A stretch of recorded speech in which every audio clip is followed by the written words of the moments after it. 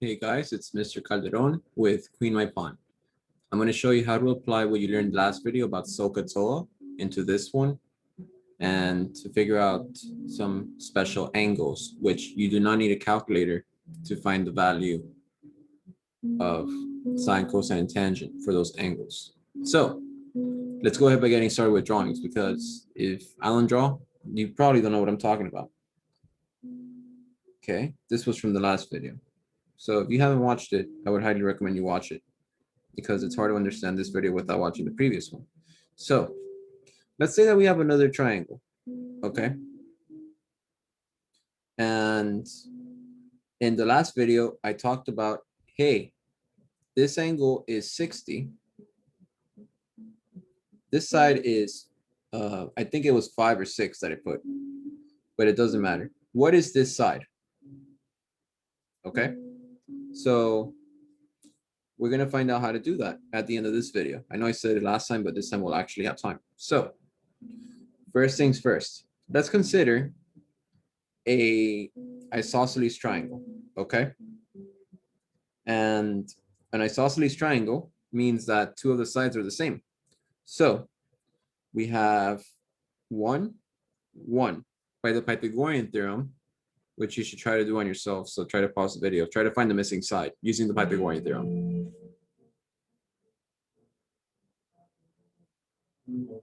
So now you should have unpaused the video and you should have found out that this is 2, square root of 2. This is an isosceles triangle because two of the sides are the same. And because two of the sides are the same, by the opposite angle theorem of geometry, their opposite angles are the same, meaning that this angle and that angle are the same. Why? I'll call it theta, actually.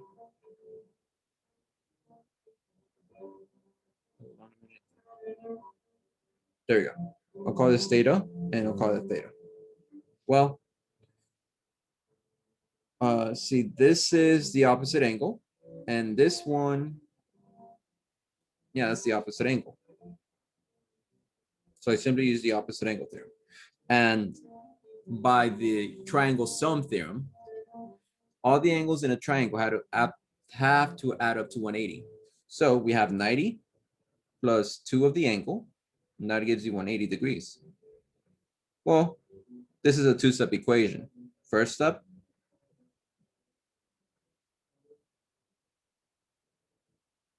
second, oh, that's not it. That's a 90. So I went too fast. Second step, and that'll give you 45. Okay, so the angle is 45. And I just realized I ran out of space. So I'm going to draw the same triangle again. So here we are. 1, 1, square root of 2. But now we know this angle is 45 degrees. So we can proceed with the actual problem. So that's 45. Well, what is sine of 45 degrees? Sine of 45 degrees is opposite over hypotenuse, which is just 1 over the square root of 2. But you cannot have a square root on the bottom because according to everyone, it looks ugly. So you have to do this thing called rationalizing the denominator, which just is simply multiply both sides by the square root of 2. Notice that, this thing in the parentheses, when you divide that by itself, you get 1. So I'm not really changing the value, and you shouldn't change the value. Well, that'll give you the square root of 2 over 2. So that's what sine of 45 is. Well, what about cosine of 45? Cosine of 45? Try to figure that one out for yourself before continuing. So you should try to pause the video now.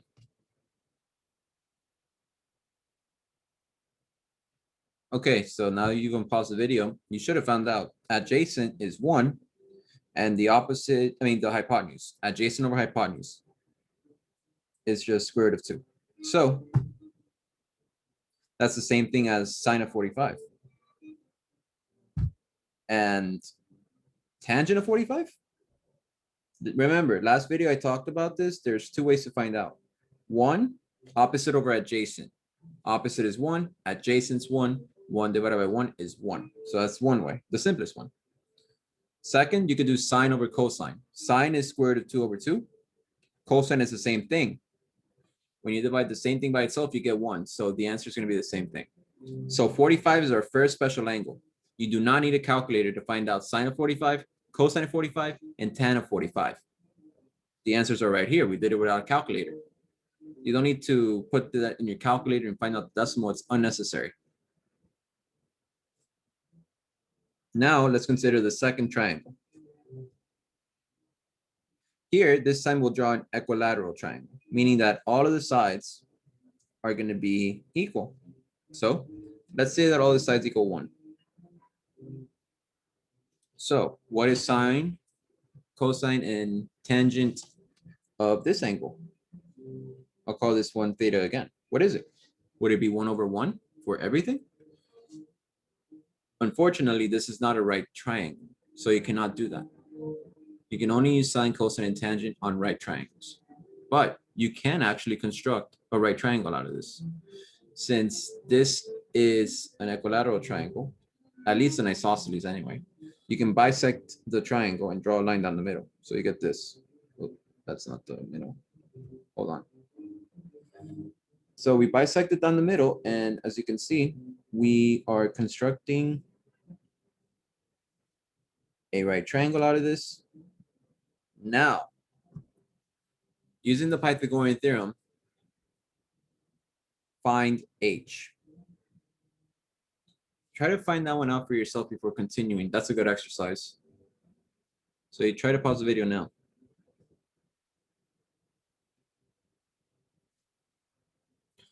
Okay, you should have unpaused the video now.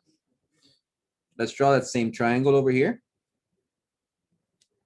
One of them, anyways, one of the halves, because the other half's the same. This side it's 1, this side's h. What about the bottom? Remember, you need 2 pieces of information.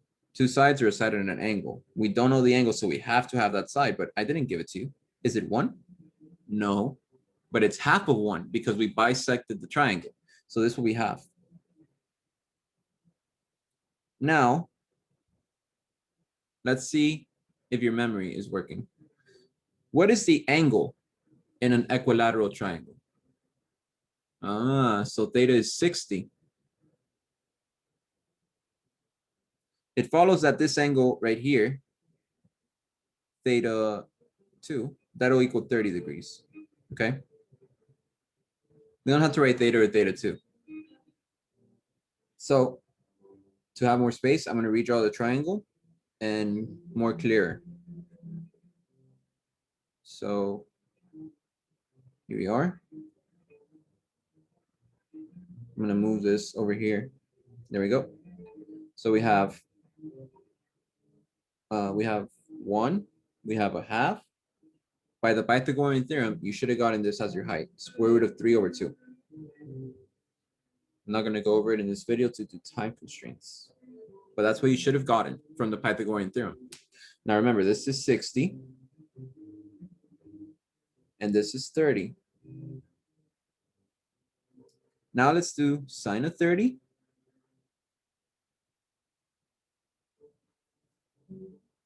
Cosine of 30. Sine of 60. Cosine of 60. Now, again, try to pause the video and work it out for yourself. Should be straightforward based on SOHCAHTOA. So I'll write it out for you in green at the top.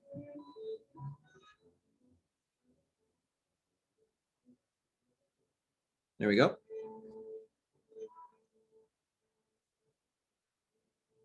Okay, you should have figured out what those 4 missing values were. You can pause the video now.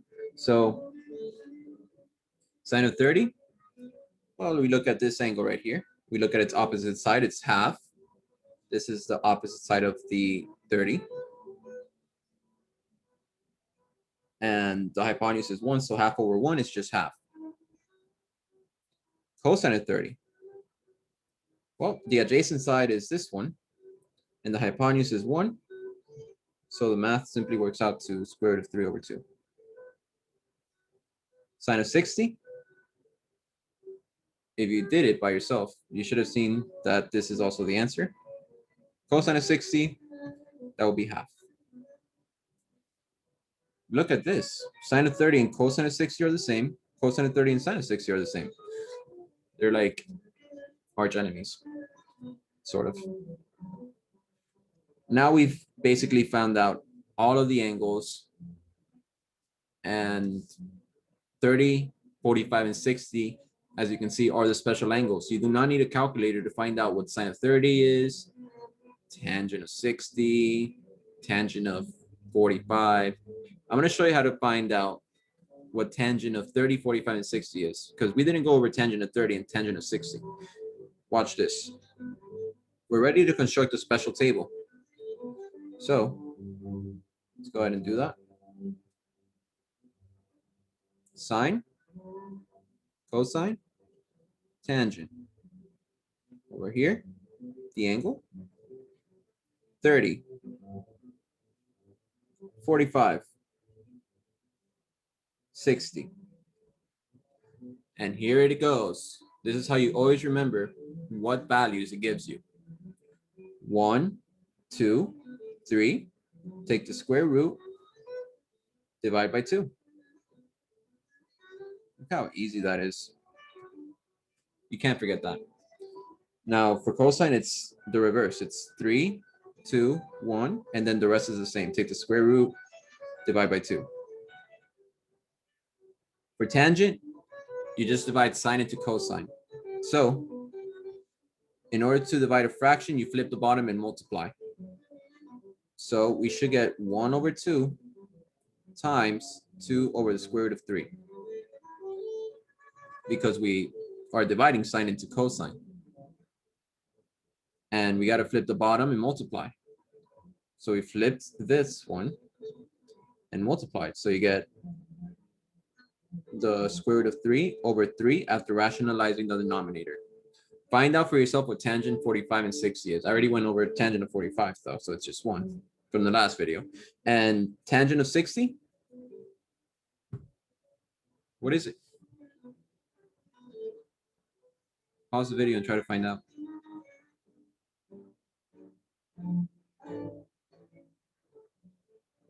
So you shouldn't pause the video now. The answer turns out to be square root of 3. So we've constructed the special table for sine, cosine, and tangent. Awesome. And let me give you a question, first of all, that no one in my class was able to get right. Let's say that this angle is in, it could be any angle, okay? Find the possible value for the angle if sine of 2 theta equals half. So pause the video now, give yourself 75 seconds because this is actually an SAT question. That if you get right, you could get a full ride scholarship to your favorite college, as did I. So pause the video now, 75 seconds. Okay, so you should have tried to solve this for yourself and you can pause the video now. So you know in green from what we just saw that sine, sorry, yellow, 30 degrees, that equals half.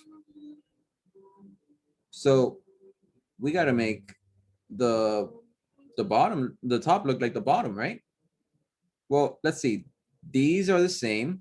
That's the same. That's the same. That's the same. Oh, this is different.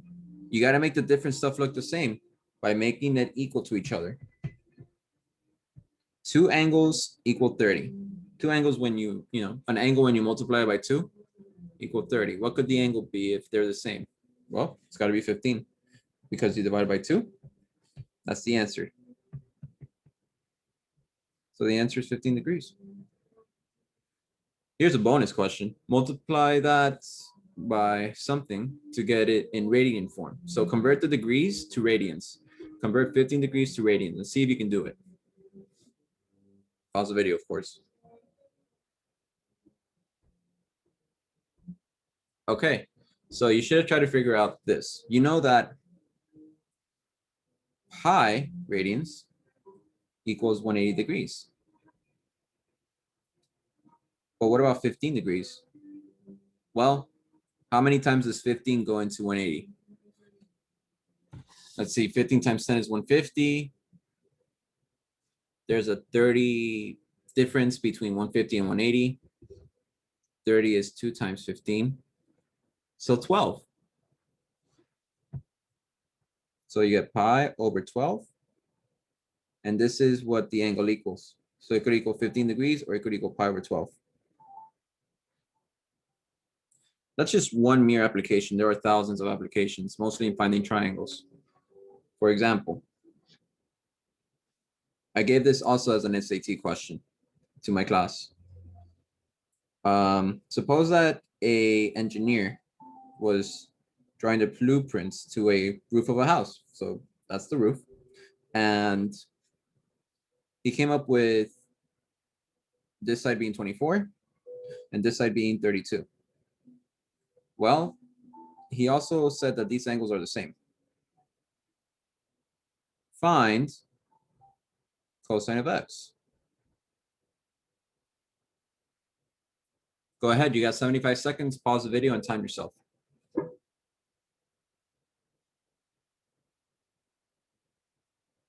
Unpause the video. So if you try to do 24 over, or if you try to do 32 over 24, that's incorrect. But why? It's opposite over adjacent. I mean, sorry, that's tangent. But why? Is it adjacent over hypotenuse? Ka? That's what it says, right? Well, this isn't a right triangle, so you can't use that. But by the opposite angle theorem, this is the 24 side as well, because opposite angles means the opposite sides are the same. So it's isosceles, which means we can break it down into half, which means this side is 16. And now this is a right triangle. So look at this and only this. Now it's clear what cosine of x is. It's adjacent over hypotenuse, which is 16 over 24. And what numbers go into 16 and 24? 8 over 8, that gives you 2 over 3. The answer is 2 over 3. So yeah, that's another application. As you can see, most questions don't involve much calculation with the calculator. In fact, none of them did. But you need to learn how to connect the dots. So that's all I have to say for sine, cosine, and tangent. If you have any questions, please make a comment. Make sure to subscribe for more content. Click the video thumb up if you like the video. And I'll see you on the next one.